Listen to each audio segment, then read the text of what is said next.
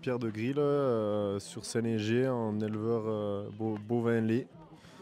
Également JA et moniteur de ski à Saint-Léger-les-Mézes. Dorian Mézel, je suis moniteur de ski et agriculteur sur le secteur du Champsaur avec des brebis. J'ai 250 mères allaitantes. Jimmy Bertrand Pélisson, alors agriculteur, éleveur en ovins aussi et moniteur de ski à Orsières-Merlette dans la vallée du Champsaur. Pierre Bello, je suis moniteur de ski aux Ors dans l'Embrunet et je suis éleveur ovin équin avec ma fille. Bonjour, Nicolas Chex. Donc, je suis moniteur de ski à la station d'Ancel. J'ai également une exploitation porcine et un élevage de poules pondeuses. On est tous du coup agriculteurs l'été, toute l'année, parce qu'on est tous éleveurs et moniteurs. L'hiver, on a un petit peu moins de travail et c'est important dans la vallée parce que l'un ne va pas sans l'autre. Le tourisme aide l'agriculture et je pense qu'aujourd'hui, c'est plutôt des métiers qui se complètent. On ne pourrait pas forcément se permettre de faire agriculteur toute l'année et c'est quand même malgré tout une nécessité d'effectuer aussi un moniteur de ski à côté. Alors effectivement, au sein de nos écoles de ski, nous avons des agriculteurs, mais aussi des artisans de toutes sortes. Dans nos montagnes, nous avons à peu près tous deux métiers. Donc on complète l'hiver, effectivement, comme on vient de dire, il y a un peu moins de travail, il n'y a pas les foins, même s'il y a le travail du matin et du soir auprès des animaux. Ça nous permet aussi socialement de rencontrer du monde autour et d'échanger le goût de notre montagne et essayer de montrer le côté agricole de la montagne.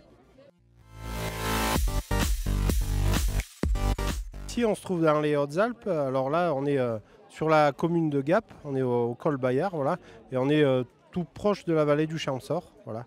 Donc on est sur un massif où il y a énormément de stations de ski. Voilà. Et c'est pour ça qu'on est aussi plus réactif. Le tourisme a permis aux agriculteurs de pouvoir rester et continuer cette profession. Les deux sont liés en fait. Ça nous permet d'avoir un complément financier pour nous permettre de vivre et en même temps on entretient nos territoires et les agriculteurs restent chez nous. Tant qu'il y aura du tourisme, il y aura de l'avenir. Oui.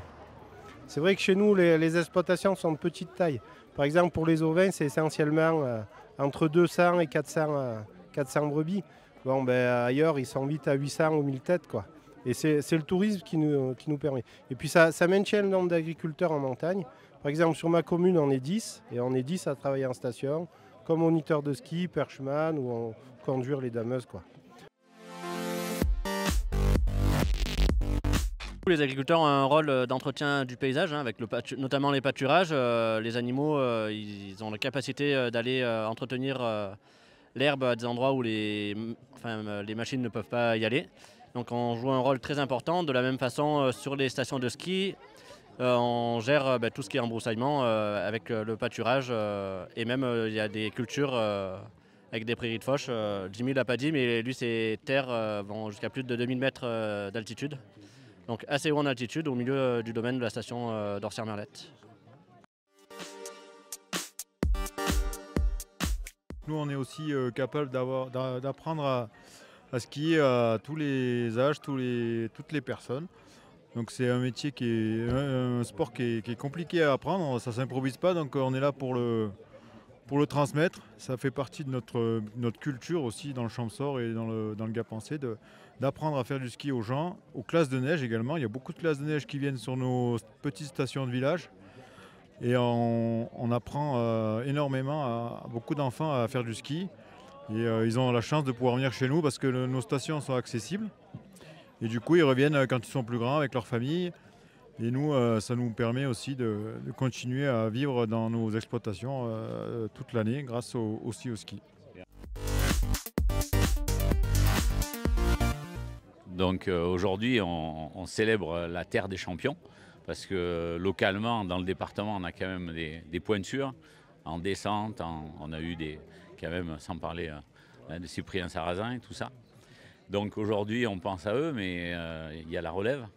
Et écoutez, autour du lac de Serponçon, qui va bientôt arriver, pas très loin, Vous allez pouvoir découvrir de toute façon toute la beauté du paysage, des paysages du Champsaur, de l'Embruné, du Gapençais. En fait, c'est les Hautes-Alpes et on est fiers de notre territoire en tant qu'agriculteurs et montagnards.